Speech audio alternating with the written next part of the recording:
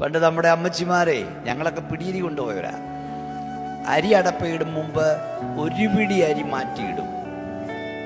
10 പേരുള്ളതിലും 3 അരി എനിക്ക് എൻ്റെ കണക്കൊന്നും അറിയില്ല, ഉള്ളതിലും അതിൽ നിന്ന് മാറ്റിയിടും ഒരു പിടി. എപ്പോൾ അരി ഇട്ടാലും ഒരു പിടി മാറ്റിയിടും. എന്നിട്ട് അത് പൊതിഞ്ഞ് സൺഡേ സ്കൂളിൽ തന്നു വിടും. യുവാ തരാനില്ല, അതവിടെ കൊണ്ടുപോകുന്നത്. അപ്പം അന്ന് പാസ്റ്ററുടെ വീട്ടിൽ, ഇത് പാസ്റ്റർക്കാണ് കൊടുക്കുന്നത്. അപ്പം അന്ന് എല്ലാ ദിവസവും പാസ്റ്ററുടെ വീട്ടിലെ ചോറ് ബിരിയാണി പോലെ ഇരിക്കും, കളർഫുള്ളാണ്. കാരണം പല വീട്ടിൽ നിന്ന് വരുന്ന അരിയാണ്. ചിലത് വേവും ചിലത് വേവത്തില്ല. അന്നത്തെയൊക്കെ കാലത്ത് റേഷനരിയാ. ഈ അരിക്ക് പുഴുക്കലരി എന്നാണ് നമ്മുടെ നാട്ടിൽ പറയുന്നത്.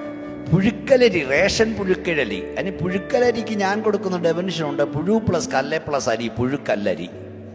അപ്പം പാസ്റ്റർ വീട്ടിലെ ഇതാ. അന്ന് പിടിയരി കൊടുത്തവനെയും അത് തിന്നവനെയും ദൈവം അനുഗ്രഹിച്ചു. അതിന് തെളിവായി ഇത്രയും കൈവിടെ ഉയർന്നത്. എൻ്റെ അപ്പനൊരു പാസ്റ്റർ അല്ലായിരുന്നു. എൻ്റെ അപ്പൻ പാസ്റ്റർമാർക്ക് അരി കൊണ്ട് കൊടുക്കുന്നത്.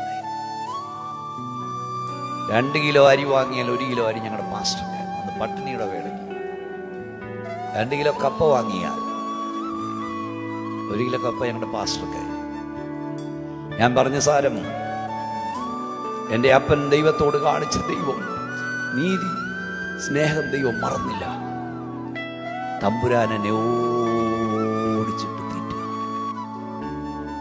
ഞാൻ വീട്ടിൽ നിന്ന് കഴിക്കുന്നതിനേക്കാൾ അധികം നാട്ടിൽ നിന്നാണ് കഴിക്കുന്നത്. യഹോവ ഭക്തന് ദൃഢധൈര്യമുണ്ട്, അവൻ്റെ മക്കൾക്കും ശരണമുണ്ടാകും. എനിക്ക് 7 വയസ്സുള്ളപ്പോൾ എൻ്റെ അപ്പൻ നിത്യത്തിലേക്ക് പറന്നു പോയതാണ്. തൻ്റെ നാമത്തോട് കാണിക്കുന്ന സ്നേഹം ദൈവം